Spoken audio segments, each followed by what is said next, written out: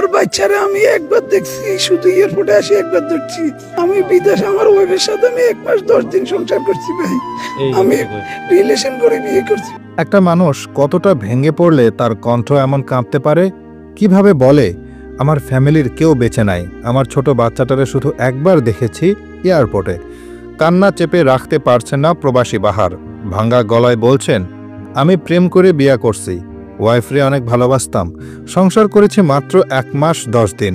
ভেবেছিলাম দেশে ফিরব, নতুন করে সংসার সাজাবো, কিছুদিন শুধু ওর হাতটা ধরে থাকব। কিন্তু সেই স্বপ্ন আজ কবরের নিচে।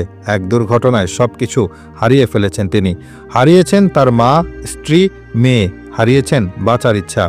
ওই দিন সেই গাড়ি খালের পানিতে পড়ে যায়। গাড়িটা তখন নৌকার মতো ভাসতেছিল, পানি গড়গড় করে ঢুকছে ভেতরে। বাহার চিৎকার করে বলছিলেন, ড্রাইভার লক খুল, সবাই বের হয়ে যাবে, বাঁচতে চায় ড্রাইভার ভাই, লক খুলেন। কিন্তু ড্রাইভার কি করলো? সে নিজে জানালা দিয়ে পালায় কিন্তু লক খুলে দেয় না।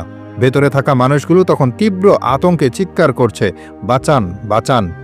একটা লক খুললেই হয়তো সবাই বাঁচতে পারত, কিন্তু ড্রাইভারের সে একটুখানি দায়িত্ববোধ তা ছিল না। বাহার বলেন, আমি জানালা ভেঙে কোনো রকমে বের হয়েছি, কিন্তু মা, ওয়াইফ, ছোট মেয়ে ওরা বের হতে পারে নাই, ওরা গাড়ির ভেতরেই শেষ হয়েছে। এই কথাটা বলতে বলতে সে একবার চোখে হাত রাখেন, আবার চুপ করে যান। তারপর কাপা গলায় বলেন, আমি এখন কারে নিয়ে বাঁচুম? কেউ তো রইল না, আমি তো শুধু চাইছিলাম মায়ের মুখটা দেখি, মেয়েটার হাতটা ধরি, এখন কবর ছাড়া কিছুই নাই। আজকের এই ভিডিও শুধু একটি দুর্ঘটনার গল্প না, এটা হাজারো প্রবাসীর বাস্তবতা, যাদের স্বপ্নগুলো এক নিমিষেই ছিন্ন ভিন্ন হয়ে যায়।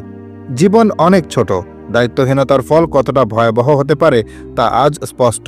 এই ভিডিও যদি আপনাকে একটুও নাড়া দেয়, প্লিজ শেয়ার করুন। একটা শেয়ার হতে পারে অন্য কারো সচেতনতা।